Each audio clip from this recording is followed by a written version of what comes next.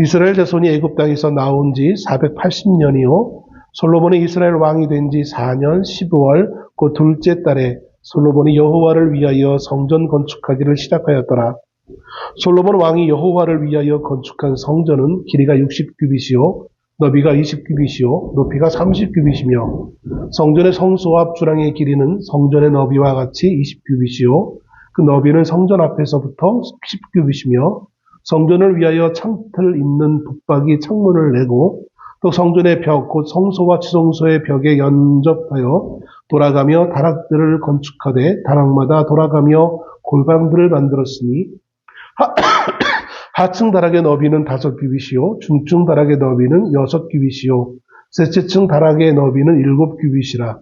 성전의 벽 바깥으로 돌아가며 턱을 내어 골방 들보들로 성전의 벽에 박히지 아니하게 하였으며 이 성전은 건축할 때의 돌을 그 뜨는 곳에서 다듬고 가져다가 건축하였으므로 건축하는 동안에 성전 속에서는 방망이나 도끼나 모든 철 연장 소리가 들리지 아니하였으며 중층 골방의 문은 성전 오른쪽에 있는데 나사 모양 층계로 말미암아 하층에서 중층에 오르고 중층에서 셋째 층에 오르게 하였더라. 성전의 건축을 마치니라. 그 성전은 백향목 석가래와 널판으로 덮었고 또 온 성전으로 돌아가며 높이가 5규빗 되는 다락방을 건축하되 백향목 들보로 성전에 연접하게 하였더라. 여호와의 말씀이 솔로몬에게 임하여 이르시되 내가 지금 이 성전을 건축하니 네가 만일 내 법도를 따르며 내 율례를 행하며 내 모든 계명을 지켜 그대로 행하면 내가 내 아버지 다윗에게 한 말을 네게 확실히 이룰 것이요 내가 또한 이스라엘 자손 가운데에 거하며 내 백성 이스라엘을 버리지 아니하리라 하셨더라. 아멘.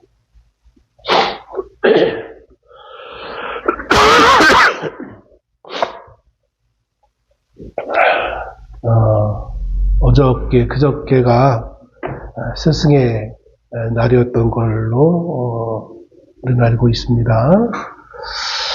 스승의 날을 맞이하여서 여기저기 관련되어지는 좋은 이야기도 있겠지만 요즘엔 그렇게 좋지 않은 세태를 비관하고 좀 꼬집는 그런 내용의 기사들이 더 많이 나오는 것을 보게 되었습니다. 저도 한번 생각을 해봤어요. 초등학교 때부터 대학교, 대학원까지 수많은 선생님들과 만나고 헤어지는 그런 시간이 있었는데 그 중에 한 스승을 꼽으라 하면 생각나는 스승이 있는가 가만히 생각하면 제가 못나서 그런지 그렇게 크게 생각되어지는 선생님은 없는 것 같아요. 그러면서 제가 학생으로서 잘못 살아왔나 그런 반성도 해보고요. 그래도 생각에 기억에 남는 선생님 누군가 가만히 생각해보면 고등학교 1학년 때 만났던 담임 선생님이 이렇게 떠오르더라고요. 고등학교 1학년 때 저에게는 담임이 2명이 있었습니다.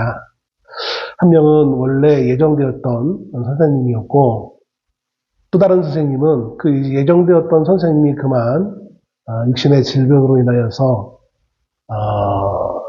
교단에 설 수 없는 상황에 갑자기 직면해가지고 임시로 원래는 치료받고 다시 돌아올 줄 알고 임시 담임을 세웠는데 그 임시 담임이 1학년 마칠 때까지 담임으로 그 역할을 할 수밖에 없었던 참 안타까운 그리고 이제 한 2년쯤은 제가 3학년 때인가요? 다시 아프셨던 선생님이 잠시 오셨다가 그만 육신의 생명을 다하시고 하나님의 부름을 받아서 젊은 나이에 제가 기억하기로는 그때 아마 40대 후반쯤 되셨던 것 같은데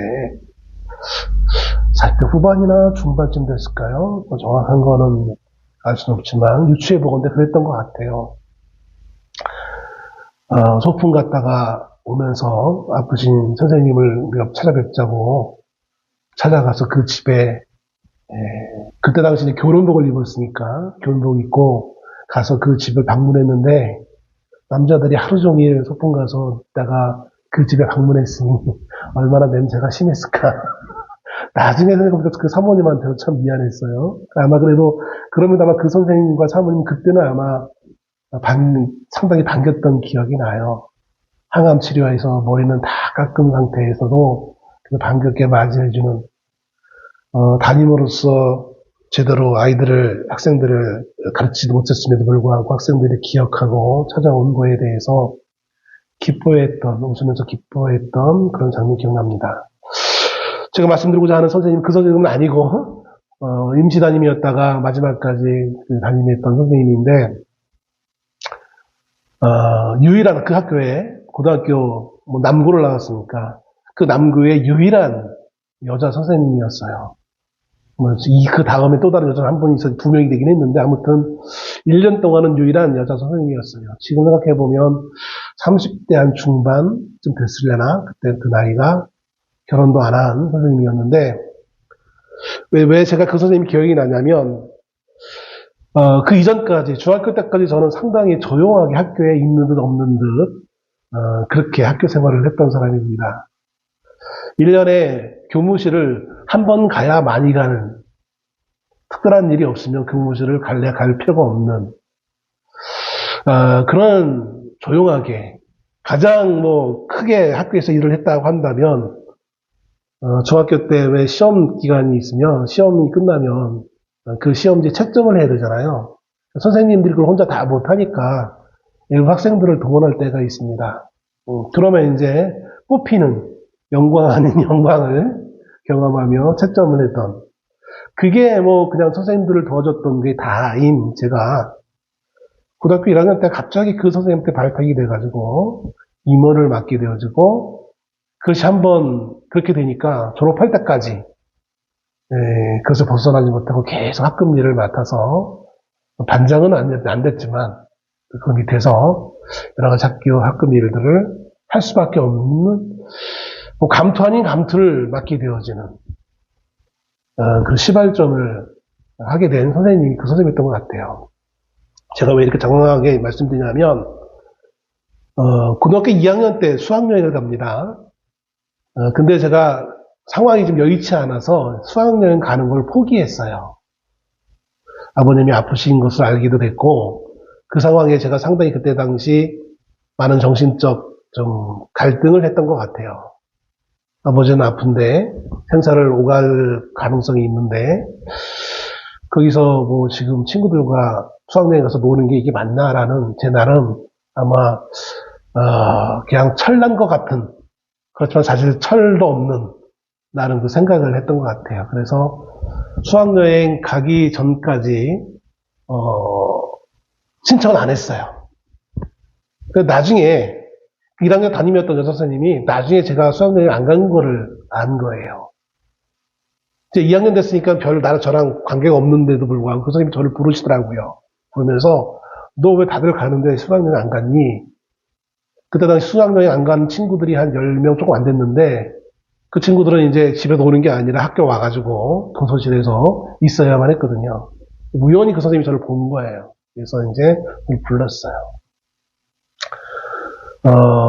사실 2차, 2차에서 제가 안 가게 됐습니다. 라고 얘기를 했거든요. 선생님이 하시는 말씀이 왜 진작 얘기하지 않았니? 그렇게 말씀하시는 거예요.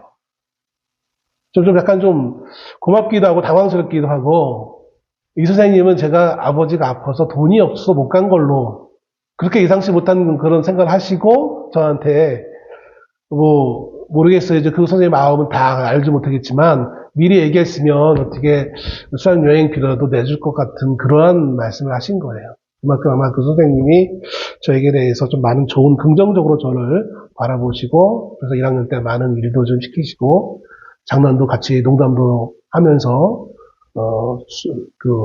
수업 중간 쉬는 시간에 제자리 앞자리에 앉아 있다가, 야, 너 도시락 좀 까봐. 그러면서 제 도시락을 먹으려고 했기도 하고, 막 그 전날 아마 엄청나게 술을 드셨던 것 같아요. 그러니까는 술도 제대로 다 못 깨고 막 힘든 과정 가운데 있다가 속은 허전하고 그래서 아마 했던 것 같은데, 제가 그걸 이제 거부했는데,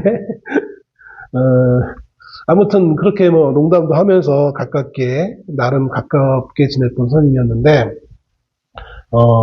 그 예상치 못한 그 상황에 대해 서로 얘기했던 기억이 납니다.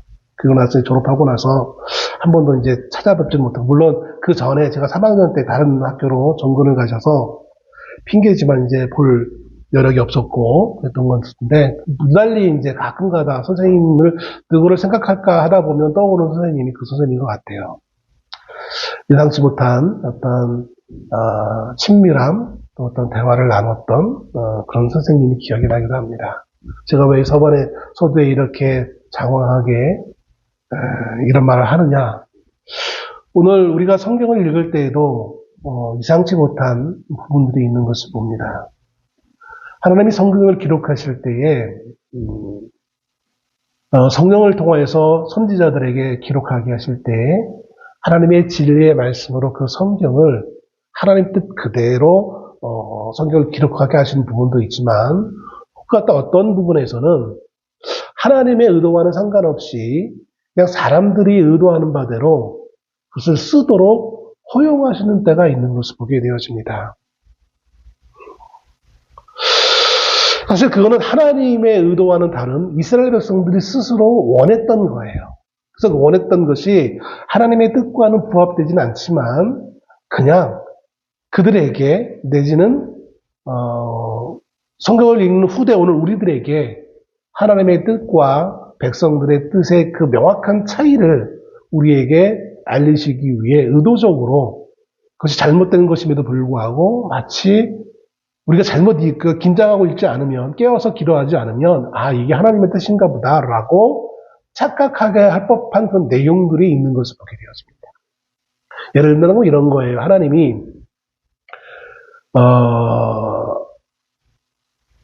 모세가 광야에서 이제 후처를 둡니다. 그걸 가지고 미리암이 비난을 하죠. 사실 그 비난하는 미리암을 하나님은 꾸중하시기는 해요. 그러면서 미리암을 징계하시죠. 우리는 마치 그것이 모세가 잘한 걸로 생각하기 쉬워요. 모세는 잘하고 미리암은 잘못했어 라는 흑백 논리의 OX의 문제를, 그 부분을 읽을 경우가 많거든요. 근데 그것은 아니에요. 하나님이 모세가 잘했기 때문에 모세를 펴는 것이 아니라 그 판단의 기준은 하나님이어야 되는데, 미리암이 모세를 질투한 경향도 없지 않아 있을 것 같기도 하고, 공교롭게도 그 당시 상황에 맞물려 들어가서 모세에 대한, 지도자 모세에 대한 그 권위를 훼손하는 일에 미리암이 본의 아니게 앞장서게 되어진 상황이 되어졌어요. 그래서 하나님은 통합적으로 보는 가운데 모세가 잘했기 때문이 아니라, 모세가 잘못한 것도 있긴 있지만 그럼에도 불구하고 그거에 대한 징계는 하나님이 하셔야 된다는 그 원칙하에 하나님 앞에 구하지 않고 오히려 사람들 앞에서 모세의 죄를 들추기며 모세의 권위를 흔들려고 했던 미리암을 오히려 심판하시는 모습이 있습니다. 그런 경우라든지, 아니면 그 외에도 여러 성경에는 많은 부분들이 있는 것을 봅니다. 나중에 기회가 되면 볼지 모르겠지만 삼손, 우리가 대표적인 것이 사사 가운데 삼손일 수도 있고요. 또 이번에 이제 제가 임원 수련회 갔다 오면서도 그 다른 목사님 그런 얘기를 했지만, 입다 같은 경우도 그 딸을 제물로 바친 그 같은 경우도 그렇고요. 오랜 동안 우리는 그 입다가 딸을 제물로 바친 것을 가지고 서원은 잘못된 서원으로 갚아야 된다라는 잘못된 인식으로 우리가 그걸 해석을 해서 사람들에게 목사님들이 설교를 갔던 적이 오랜 기간 동안 있었던 모습 보게 되어집니다. 그처럼 우리가 제대로 우리가 성령을 통해서 이 조명받지 못하면 오해할 법한 내용들의 성경을 부분이 참 여러 군데 있는 것을 보게 되었습니다. 그 중에 한 부분이 오늘 본문의 말씀인 것 같아요. 오늘 본문은 솔로몬이라는 왕이 하나님의 성전, 여호와의 성전을 건축하는 장면을 기록해주고 있습니다. 열왕기상 6장부터 8장까지 성전을 건축하는 그 내용이 쭉 기록되어 있습니다. 상당히 많은 부분을 할애하고 있는 것이죠. 그런 가운데 오늘 본문은 그 성전 건축의 서론에 해당되어주는 부분을 기록해주고 있는 것입니다. 이스라엘 사람들에게 야, 너희 민족의 역사 가운데 가장 위대했던 시기, 황금 시기는 어느 때라고 생각하느냐라고 질문한다면 아마 많은 부류가 그런 조사는 하지 않았지만 아마 대부분이 솔로몬 시대라고 답하지 않을까 저는 추측해 봅니다. 이 말씀을 준비하면서 그럼 우리나라의 역사 가운데 어떤 시기가 가장 황금기였을까 한번 생각을 해봐요.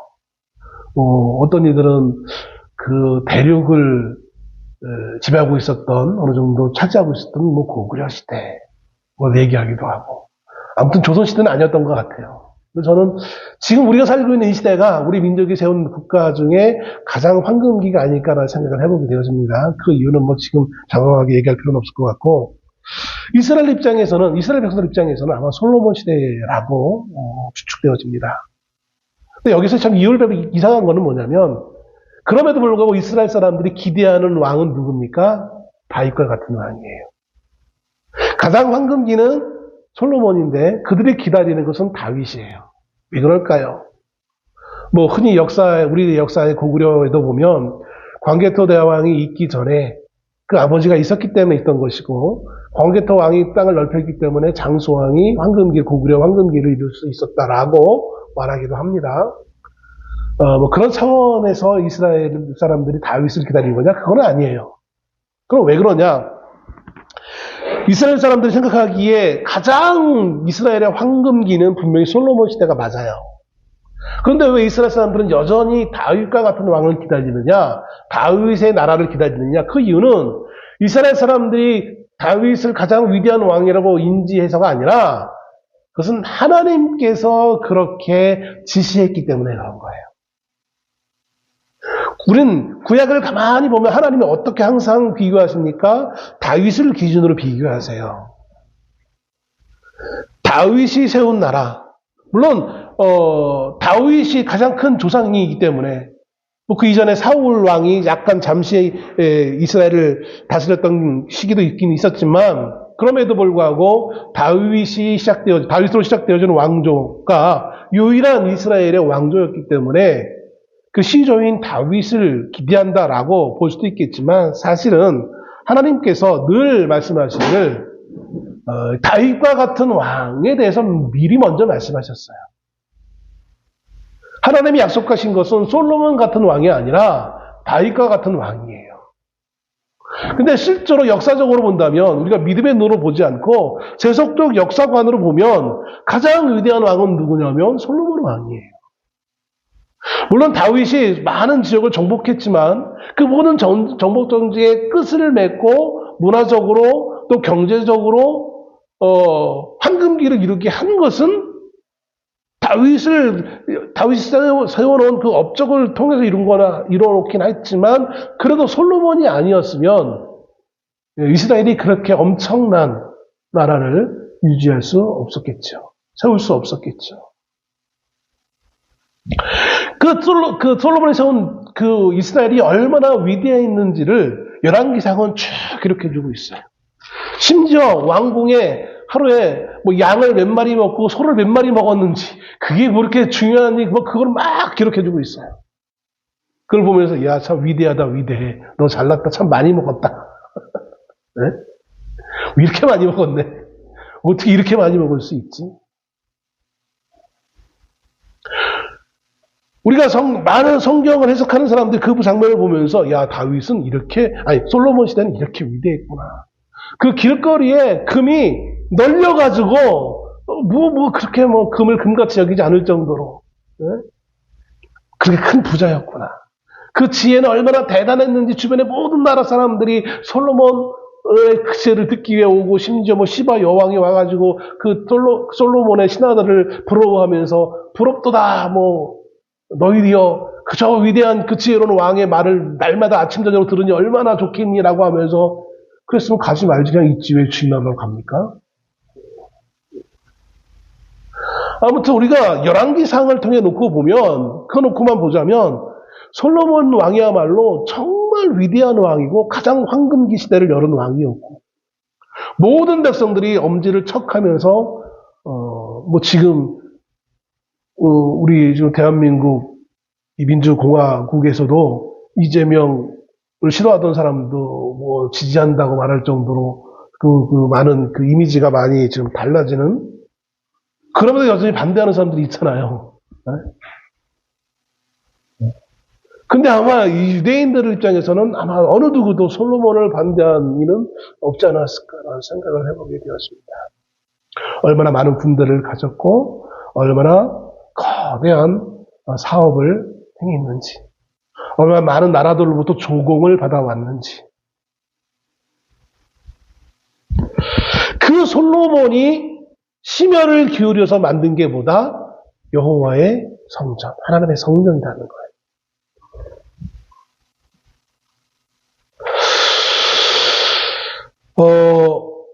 아마 그런 입장에서 우리가 이 열왕기상 6장 오늘 본문의 말씀을 읽고 뭐 모든 거의 대부분의 성도들은 그런 관점에서 이 열왕기상을 읽을 겁니다. 근데 저는 오늘 이 솔로몬의 이 장면을 쭉 읽으면서 과연 이게 맞나라는 질문을 던지게 되어집니다. 언제부턴가 제가 솔로몬이 등장하는 이 장면을 읽을 때, 제가 어렸을 때는 그러지 않았어요. 근데 제가 조금 이제 영이 트면서 말씀을 보는 각도가 좀 변화되어지면서 또 연륜이 쌓아가면서 이게 하나님이 의도하시는 바가 맞을까? 라는 질문을 하게 되어집니다. 제 나름 기도하면서 또 다른 책들을 참고하면서 보게 되어지는 거예요. 오늘 솔로몬이 그가 왕의 자리에 올라오면서 제일 먼저 한 것을 우리는 일천번제라고 알고 있습니다. 그리고 그 이후에 하나님의 성전을 짓게 되어지죠.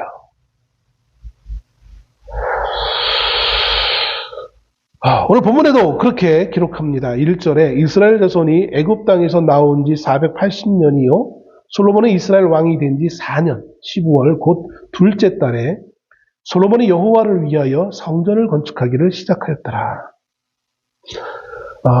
아버지, 늘 하나님을 사랑하고 하나님 옆에 있기를 소원했던 아버지도 못한 이 성전을 건축하는 것을 솔로몬이 마침내 결심하고 4년 만에, 그 왕이 올라간 지 4년 만에 건축을 시작합니다. 참, 이 상황만 놓고 보면 대단한 믿음의 정말 모습일 것입니다.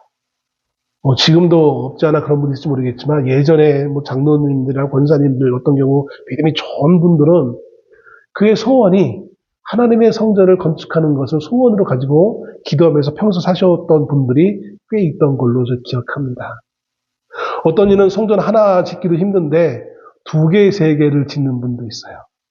교회가 어느 정도 성도가 보이고, 지금이야 그런 일이 별로 없지만 예전에 막 교회가 성장할 때 성전을 건축하기 시작하면 어떤 분은 성전 건축하기 시작한다, 도망가야지, 도망가는 분이 있고, 어떤 분은 내 평생의 소원을 정말 이룰 수 있어 라고 하면서 흔쾌히 목사님과 함께 기도하면서 성전 건축에 동참하는 분도 있고, 나누어지는 것을 보게 되었습니다. 그만큼 교회를 세운다는 것은 매우 힘겹고 시간도 많이 필요한 것이고 많은 사람들이 필요한 것입니다. 솔로몬 왕이 결심한 이 성전을 짓는 것도 그렇게 쉬운 것만은 아니었을 것입니다. 아버지 다윗이 이미 많은 성전을 건축하기 위한 준비를 많이 해놨어요. 거기 숟가락 하나를 더 얹었어요. 물론 그 숟가락의 크기가 얼마인지는 정확히 알 수는 없어요. 아무튼 상당한 부분을 다윗이 준비해 놓은 것은 맞아요. 아마 그것이 있었기에 솔로몬도 성전 건축하는 것이 좀 쉽지 않았을까라는 생각을 합니다.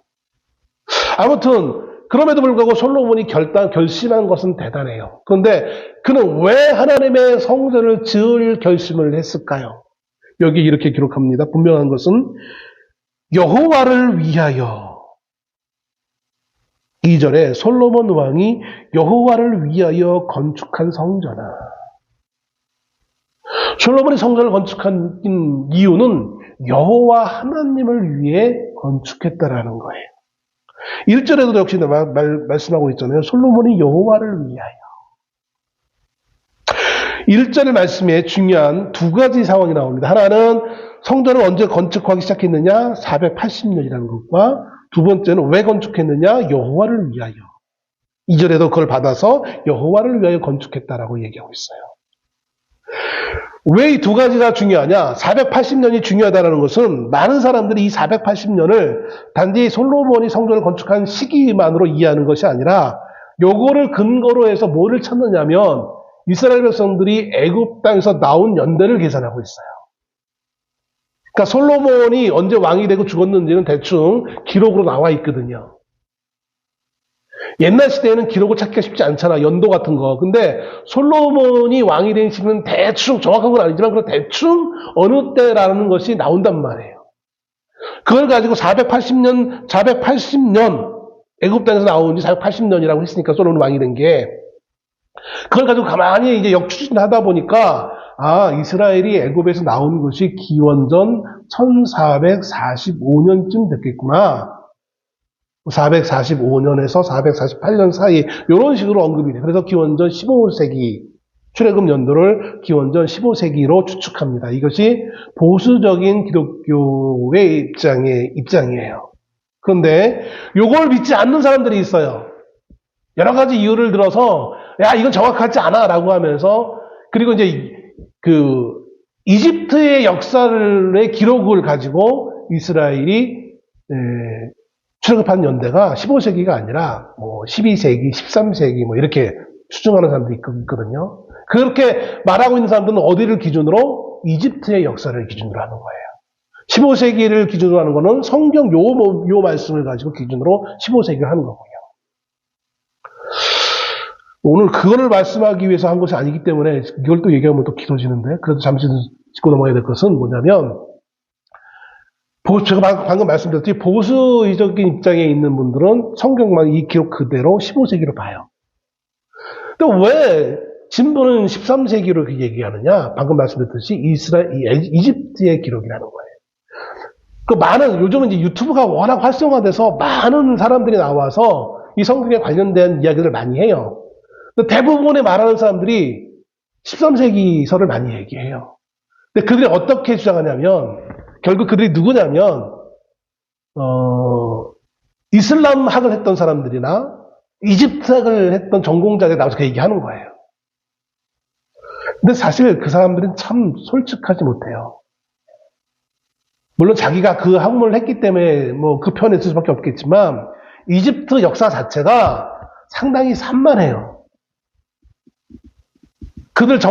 이집트 사람들이나 그걸 전공한 사람들은 그 이집트 역사가 사실이라고 주장할지는 모르겠지만 사실 이집트라는 나라 자체가 상당히 좀 우여곡절이 많은 나라예요. 한때는 그 지방의 오늘날의 미국과 같이 그 지방의 모든 지역을 힘으로 누르던 그런 위치에 있던 시기도 있었고 어떤 때는 그 위치에서 쫓겨나가지고 저 밑에 아프리카 중부 지역으로 쫓겨난 기록을 갖고 있는 적도 있고 그래서 전쟁이 많은 나라들은 그 기록을 갖고 있기가 쉽지 않아요. 정확하지 않을 때도 많고 여러 가지 왕조가 많이 바뀌었어요. 그래서 그러다 보니까 나중에 나온 왕조가 앞에 있는 왕조를 좀 비난하기 위해서 의도적으로 왜곡시킨 부분도 있고 이래가지고 정확하지 않은 부분이 많아요. 근데 그런 걸 가지고 그것을 기준으로 삼는다면 그 중동 지역의 모든 기록들이 조금 일치하지 않는 부분이 있을 수밖에 없는 거죠. 저는 그렇게 생각합니다. 그래서 혹여 성도들이 유튜브를 보다가 어떤 전문가가 어느 교수가 나와서 얘기하던데 이집트 역사에 의하면 심지어 어떻게 얘기하냐면 이스라엘이 애굽에서 노예로 있었던 거 사실 자체를 부인하는 사람도 있어요. 심지어는 이집트의 기록에 의하면 말고 하면서 이집트에 그런 기록이 없다라는 거예요. 근데 분명히 일부 그런 기록이 있는 것도 있거든요. 항상 역사는 사료들을 비교하다 보면 이것이 맞을 수도 있고 저것이 맞을 수도 있어요. 그럴 때 우리는 무엇을 선택합니까? 우리는 믿음의 눈으로 성경을 정확하게 받아들일 수밖에 없는 거예요. 그래서 우리는 15세기를 믿는다. 그래서 이 480년이라는 이 숫자가 이스라엘의 출애굽 연도를 역추진하는 데 있어서의 귀중한 자료이기 때문에 중요하기도 하고요. 근데 저는 오늘 이번에 준비하면서 그것 말고 또 다른 의미도 있겠다라는 생각이 들어왔어요. 이집트에서 나온 연대를 기록하기 위한 것만이 아니라 또 다른 숨겨놓은 하나님의 의도가 있을 것이다 라는 것을 묵상하면서 찾아내게 되어집니다. 그건 조금 이따 다시 말씀을 드릴게요. 자, 두 번째 중요한 건 뭡니까? 여호와를 위하여 건축했다라는 거예요. 이게 왜 중요하냐? 이 여호와를 위하여 건축했다라는 것은 성경에 기록한 거기 때문에 우리는 모두 다 그렇게 받아들여요. 아, 솔로몬이 여호와 하나님을 위해서 이렇게 성전을 건축했지. 혹은 그러니까 그 이전에 이미 1,000번제도 드렸잖아. 그러니까 솔로몬이 믿음이 정말 위대한 사람이야. 심지어 그래서 그는 뭐도 썼어요? 잠언도 썼잖아요. 성경 잠언도 썼단 말이에요. 그래서 우리는 솔로몬의 믿음을 의심치 않아요. 하나님을 향한 열심을 의심치 않아요. 근데 저는 최근 몇 년 사이 솔로몬을 보면서 관련된 책들을 보면서 뭘 의심하게 되냐면 정말 그럴까? 하나님이 솔로몬을 사용하신 건 맞아요. 그러나 솔로몬이 우리가 생각하는 것처럼 그렇게 위대한 믿음의 사람이었다는 데에는 저는 동의할 수는 없어요. 말년 죽음 때 그가 회개해서 하나님을 찾은 것 같긴 한데 그러나 그 과정 가운데는 상당히 불신의 모습이 많이 등장합니다. 대표적으로 뭡니까? 그의 부인을 애굽 왕의 딸을 자신의 부인으로 삼은 거예요. 그리고 그 딸을 위해서 이방신을 섬길 수 있는, 태양신을 섬길 수 있는 궁전을 만들어준 거예요. 그것만 만들었으니까 그가 부인을 맞이할 때마다 그 부인을 위한 전을 건축하는데 그 부인이 단지 살기 하기 위한 그 궁전이 아니라 그 부인이 믿는 신을 경배하기 위한 장소를 같이 만들어줍니다. 이건 하나님을 믿는 그 당시 백성으로서, 더군다나 왕으로서 그렇게 할 수 없는 거예요. 그렇게 하면 안 되는 거였어요. 근데 그는 만나는 부인마다, 맞이하는 부인마다, 그는 이제 이스라엘판 그 왕건이 된 거예요. 왕건의 자기 부인을 많이 정략적으로 결했던 것처럼 솔로몬도 정략적으로 많은 부인들을 거두게 됩니다. 그러면서 그 부인을 위해서 많은 우상을 숭배하는 그 건물들을 짓는 명령을 내리는 것을 보게 되었습니다. 솔로몬은 여호와를 위하여서 건축한다고 했습니다. 그런데 사도행전 7장 48절에 이렇게 기록합니다. 그러나 지극히 높으신 이는 손으로 지은 곳에 계시지 아니하시나니 선지자가 말한 바. 사도행전에서 스데반이 순교당하기 전에 많은 이스라엘 사람들 앞에서 말을 하기를 지극히 높으신 이는 손으로 지은 곳에 계시지 않는다라고 말했어요.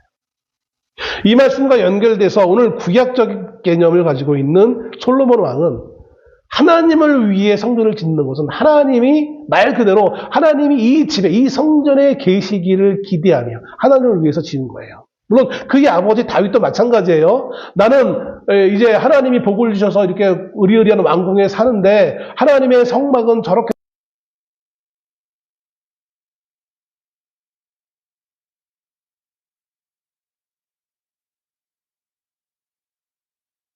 내가 죄스러워.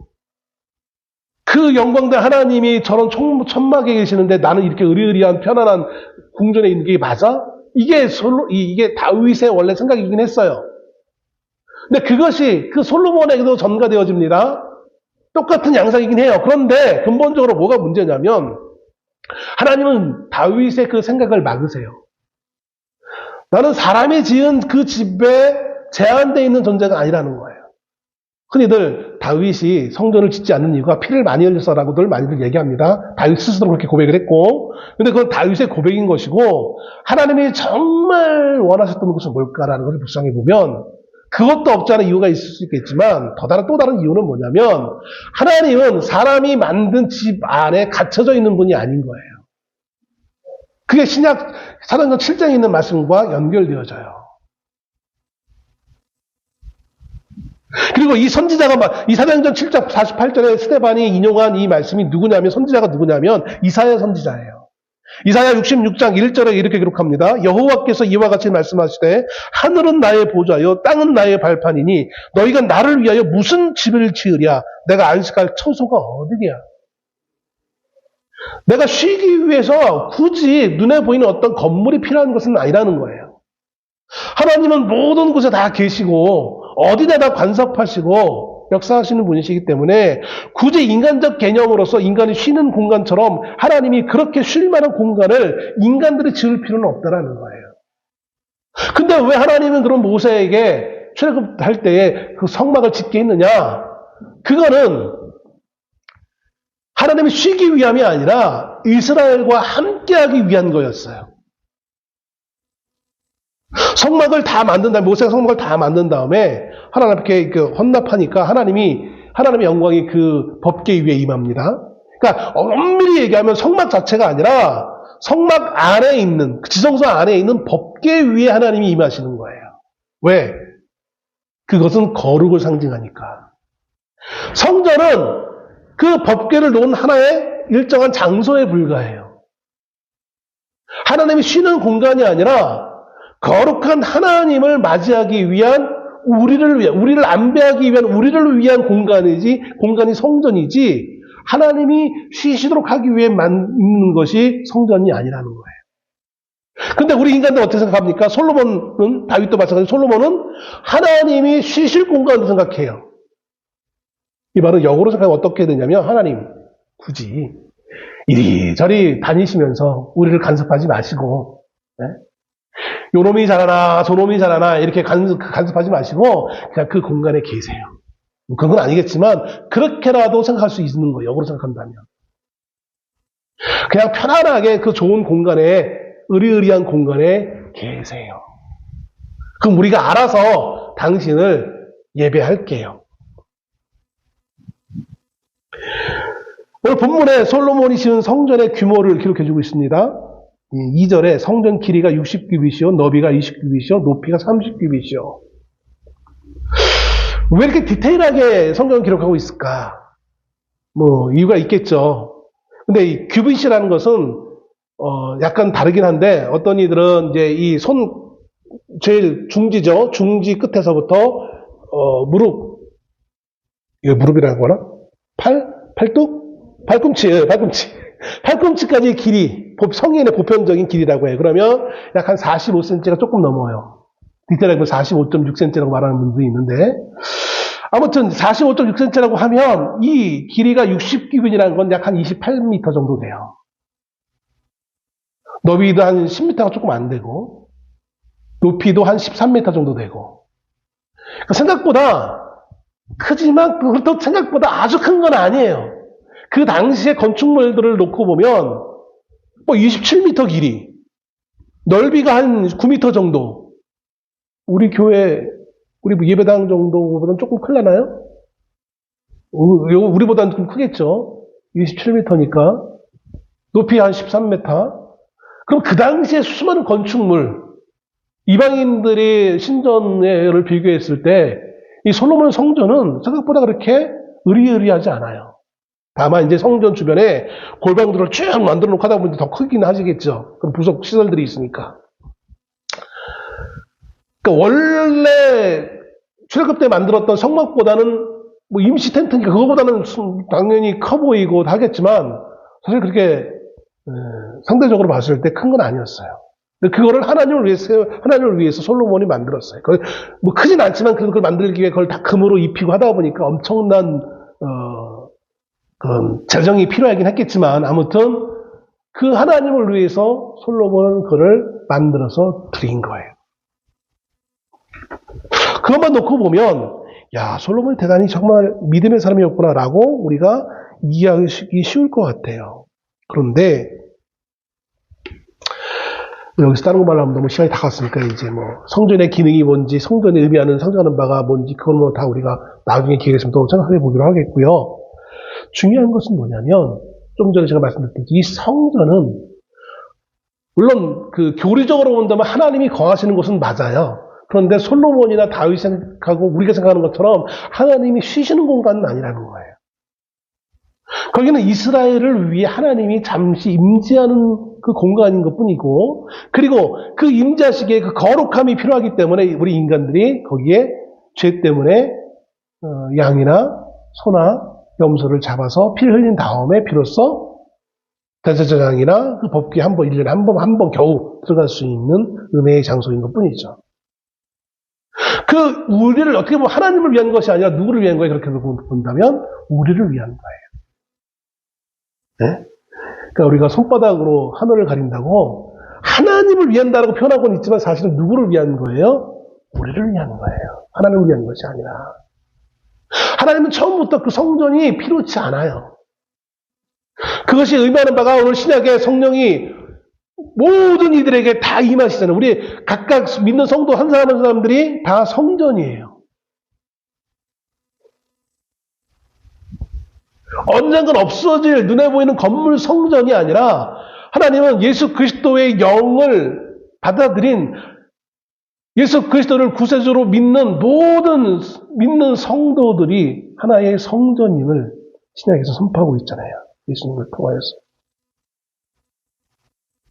그놓고 보면 사실은 이 솔로몬 성전은 어떻게 보면 하나님이 그렇게 기록하게끔 허락했었을 뿐인 것이지 이것은 여호와를 위한 것이 아니라 우리를 위한 것에 불과하다라는 거예요.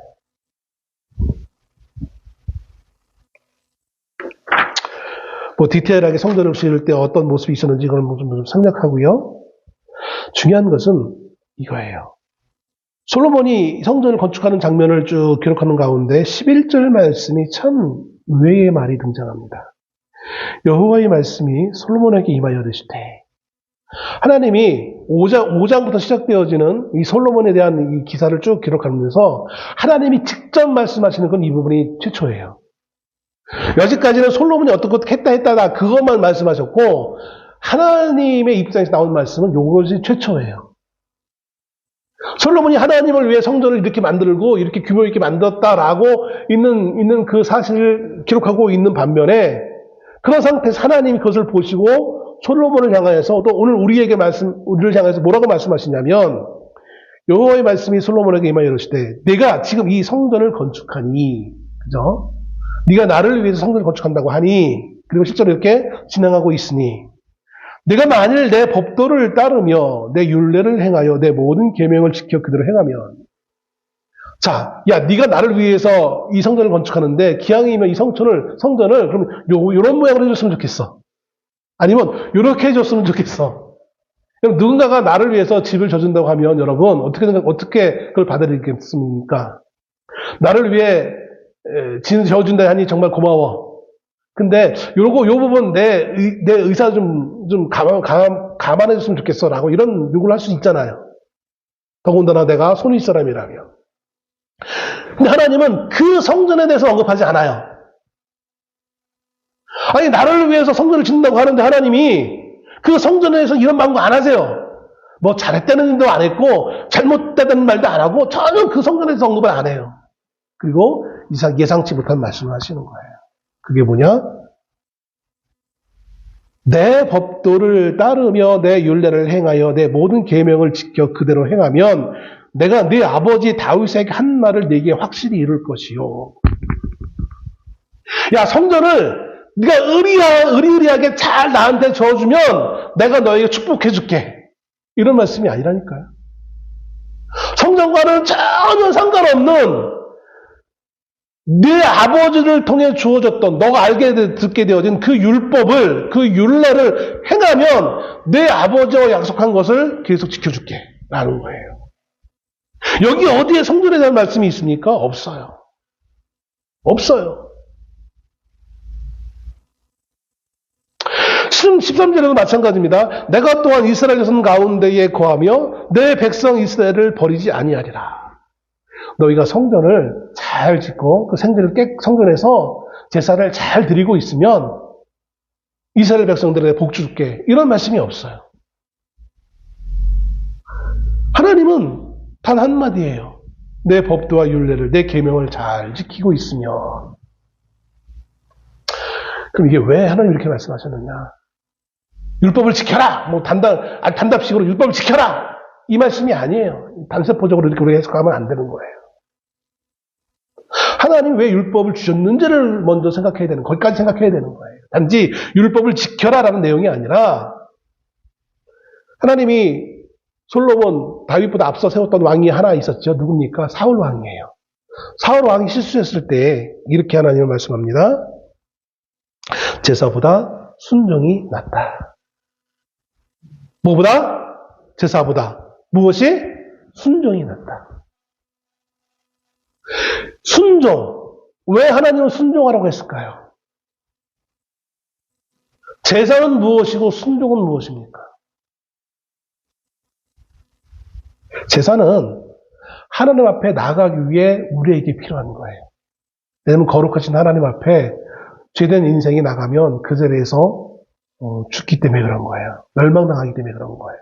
그래서 제사를 통해 그 제물의 피를 대신 우리가 뒤집어 쓰는 걸로, 짐승이 우리 대신 이미 죽었기 때문에, 왜 우리 지금 형법에도 일사부재리 원칙이 있잖아요. 한번 죄의 대가를 치른 거에 대해서는 다시 그 죄를 묻지 않는 것처럼 하나님이 그렇게 그 죄에 대한 대가로 이미 짐승이 피를 죽었기 때문에 우리의 죄를 보지 않는다는 개념이, 그게 제사예요. 이방의 제사와 달라요. 이방의 제사는 뭡니까? 내가 제사를 이렇게 드렸으니까 나에게 복을 주십시오. 그러기 위해서 제사를 드리는 거예요. 내가 질병이 걸렸으니까 병 고침받기를 원합니다. 라고 해서 제사를 드리는 거예요. 내가 복받기 위해 제사를 드리는 거예요. 근데 하나님을 향한 그 제사는 복받기 위해 제사를 드리는 것이 아니라 내가 심판받지 않기 위해, 하나님을 만나기 위해 드리는 것이 제사인 거예요. 그리고 순종은 뭐냐? 그 만난 하나님과 계속해서 함께하기 위해 하는 것이 순종인 거예요. 내가 너와 함께하니까 내 하나님의 그 요구사항을 하나님이 말씀하시는 거예요. 이스라엘 백성들이 율법을 잘 지켰기 때문에 애굽에서 구원하는 것이 아니라 그들을 구원해내신 이후에 그들에게 율법을 주셨어요. 구원받은 자가 순종해야 될 게 율법인 거예요. 물론 이제 그걸 또 율법 측면에서 보면 또 여러 가지 내용이 있으니까 그거는 또 오해하시면 안 되니까 그건 조심해야 됩니다. 율법을 지킨다고 해서 우리가 또 구원받는 건 아니에요. 순종은 하나님과의 관계를 유지하기 위한 거예요. 순종은 하나님의 뜻대로 살아가기 위해 필요한 것이 순종인 거예요. 구원받기 위해 필요한 것이 아니라 구원받은 백성이 하나님의 뜻대로 살기 위해 필요한 것이 순종인 거예요. 앞서도 말씀드렸지만 솔로몬은 하나님을 위해 성전을 지어드린다고 했지만 결국 그 행위는 하나님을 성전 안에 자기를 위해 가둬두는 거에 불과한 거예요. 그것까지 의도한 건지는 모르겠지만 결과론적으로 그렇게 되어지는 거예요. 하나님은 여기에 그냥 머물러 계세요. 나머지 우리가 다 할게요. 그럼 솔로몬은 하나님의 성전도 짓고 바알의 성전도 짓고 암몬의 성전도 짓고 수많은 우상들을 지었단 말이에요. 그게 어떻게 믿음의 모습입니까? 아니죠.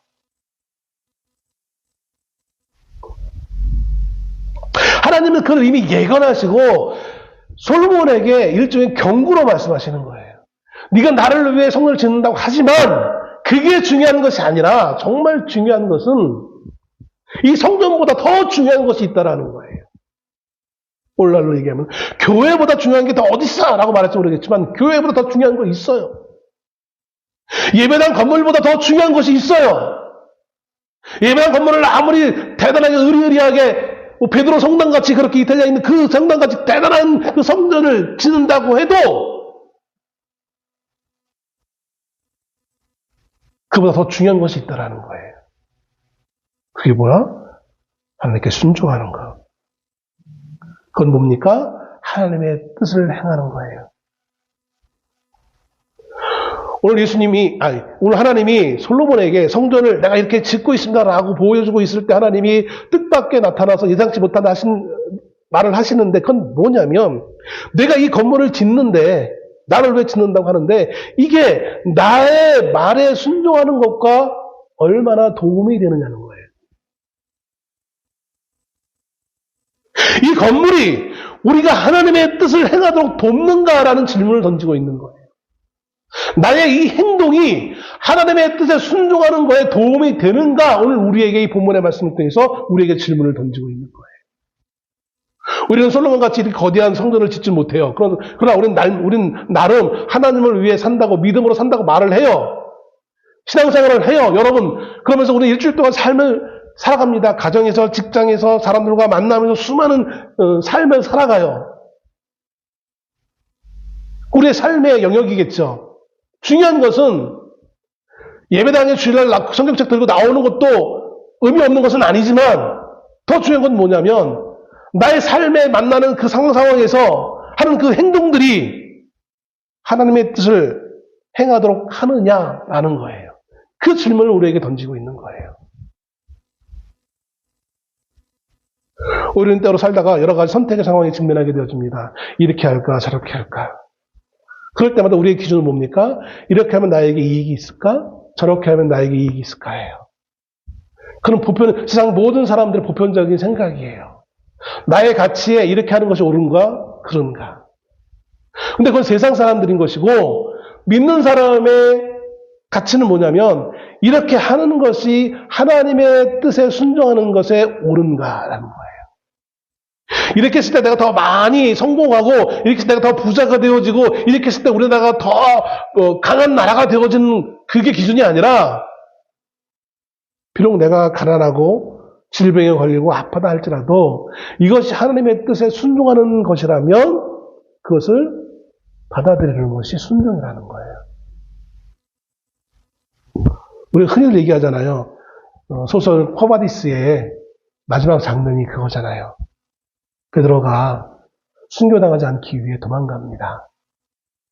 세갈래길인가 하여튼 거기서 누군가 오는데 보니까 예수님이에요.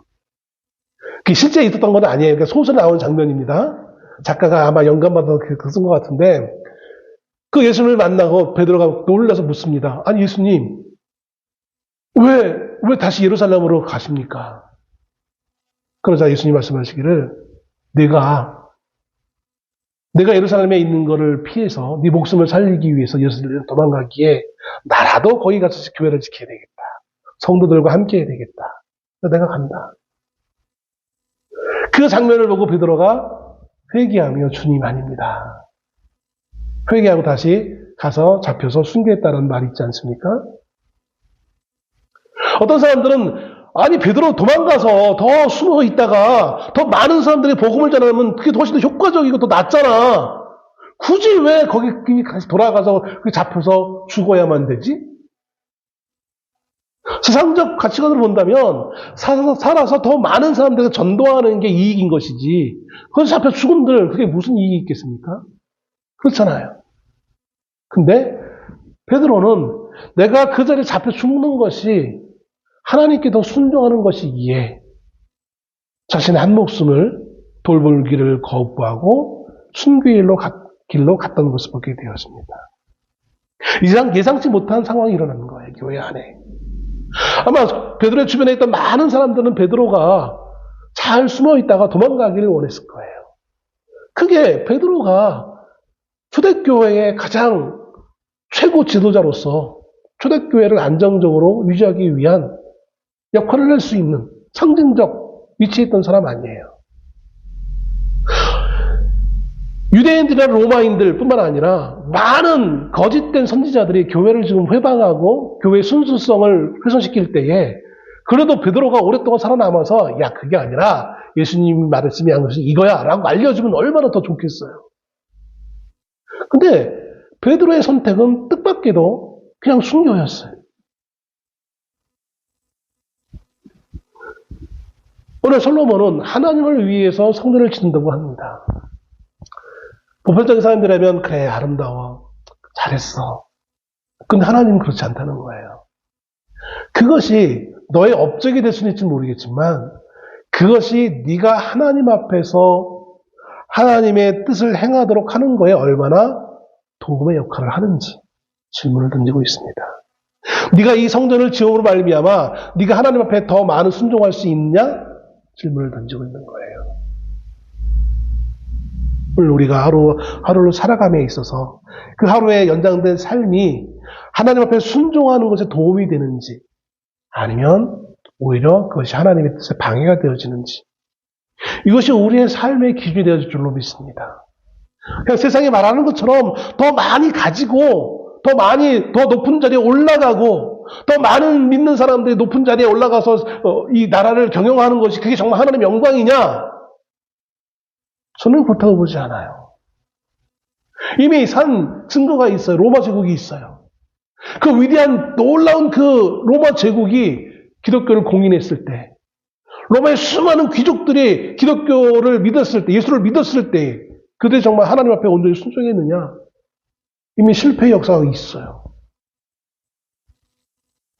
많은 권력가들이 하나님을 많이 믿는 게 중요한 것이 아니라 소수의 무리라도 보잘것없는 정말 미천한 위치에 있는 사람일지라도 그 한 사람이 하나님을 제대로 믿을 때 오히려 그것이 하나님께 영광이 나는 거예요.